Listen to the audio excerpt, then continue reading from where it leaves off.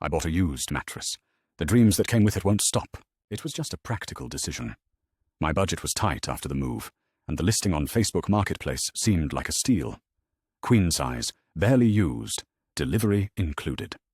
The seller, an elderly woman named Margaret, mentioned her grandson had only slept on it for 3 months before moving away. Suddenly she seemed eager to get rid of it, which should have been my first warning. When the mattress arrived, I noticed a faint, unfamiliar smell. Not unpleasant, just strange. Like ozone after a lightning storm, or the metallic tang of blood. Nothing a set of fresh sheets couldn't mask that night. Exhausted from unpacking, I fell asleep almost instantly, and that's when the first dream came. I was running down an unfamiliar hallway, not running away from something, but towards something. The hall stretched endlessly, doors lining both sides, all of them closed except for one at the very end. Light spilled from that doorway, and I knew with dream logic certainty that I needed to reach it. My heart pounded with anticipation rather than fear. I was so close, just a few steps away from the threshold, when I woke up, drenched in sweat. Despite the cool room, the alarm clock read 4 a.m. I felt oddly disappointed, like I'd missed something crucial. The second night, the dream continued exactly where it had left off. I crossed the threshold into a bedroom I'd never seen before. A teenage boy sat on the edge of a bed. My new mattress, I realized, writing in a journal. He didn't acknowledge my presence. I tried to read over his shoulder, but the words blurred and shifted. The only phrase I could make out. I think I finally found a way. When I woke this time, my hands were cramped, as if I'd been gripping a pen for hours. By the 5th night, I'd learned his name was Tyler. I'd watched him argue with his parents, seen him researching arcane topics online, observed him drawing strange symbols on small slips of paper that he hid between the mattress and box spring. Always the same mattress, always my mattress. In one particularly vivid dream, I watched as Tyler pinned photographs to his wall.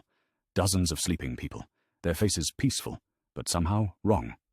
In each photo, a shadow loomed over the sleeper, more solid than a normal shadow should be. Tyler had circled something in each image, a faint, luminous mist emerging from the sleeper's slightly parted lips. I started dreading sleep, but the dreams came regardless. Even short naps pulled me back into Tyler's story. I began to realize these weren't just dreams. They were memories. Not mine, but the mattress's. Somehow it had absorbed and preserved Tyler's experiences. And now it was sharing them with me, night by night, in perfect chronological order. On the 10th night, I witnessed what I've been afraid I'd see. Tyler sitting cross-legged on the mattress, surrounded by candles, reciting words from an ancient-looking book. The temperature in the room dropped visibly. I could see his breath misting in the suddenly frigid air. The shadows in the corners deepened, stretched, took form. "I offer you passage," Tyler whispered to the darkness. "A vessel for your journey into this world." The shadow responded, though I couldn't hear its words. Tyler smiled. "Yes, any vessel, anyone who sleeps here after me. They're yours. All I ask in return is what we discussed." I woke up screaming, but the dream pulled me back under almost immediately. This time I wasn't an observer. I was Tyler, feeling his exhilaration as the shadow enveloped him, entered him, filled the empty spaces inside him with its ancient hunger. Together they stood and looked down at the mattress with new, shared eyes. "Perfect," Tyler's voice said, though it wasn't entirely his anymore. A gateway that requires no maintenance, a trap that resets itself with each new owner. I jolted awake at dawn, understanding, finally breaking through my denial. The moving away suddenly Margaret had mentioned. Tyler hadn't moved.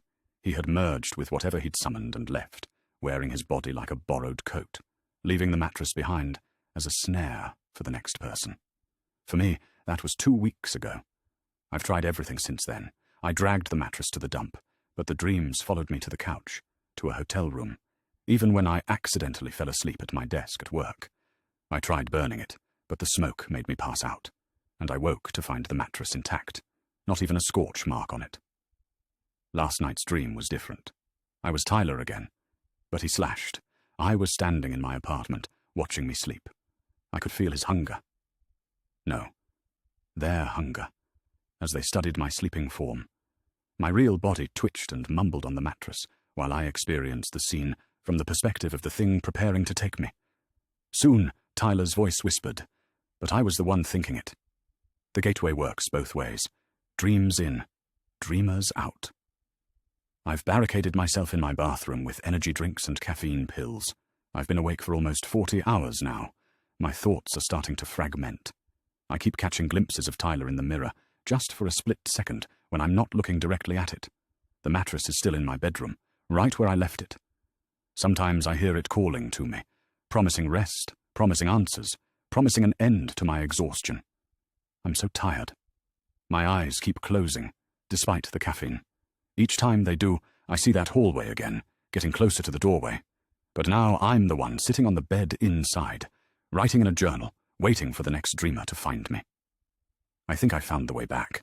All I need is a new vessel, a new dreamer. Someone like you.